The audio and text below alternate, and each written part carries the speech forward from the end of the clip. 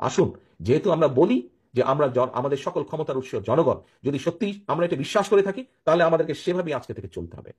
বিশ্বাস করুন, সকল ক্ষমতার উৎস জনগণ, এই কথা বলা হারাম, এ কথা বিশ্বাস করা কবিরা গুনাহ।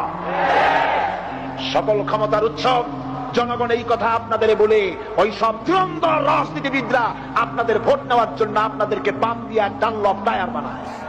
সব ক্ষমতার উৎসকে নাকি জনগণ? আমরা কিন্তু এটাই শিখি, এদেশে আমাদেরকে রাষ্ট্রীয় ভাবে শিখানো হয়, এটা রাষ্ট্রীয় কুফুরি। সকল ক্ষমতার উৎস জনগণ নয়, সকল ক্ষমতার উৎসকে, উনি ক্ষমতার উৎস, তিনি ক্ষমতাশীল, মহা ক্ষমতাধর। সারা দেশে যারা এই বিশ্বাসে আছেন ক্ষমতার উৎস জনগণ, আপনার নামাজ, রোজা, হজ, দান, সাদগা সব মাঠে মারা যাচ্ছে। যারা বিশ্বাস করেন ক্ষমতার উৎস জনগণ, তারা এই বিশ্বাস থেকে বেরিয়ে আসেন, নয়তো আপনি মুশরিক হয়ে মারা যাচ্ছেন।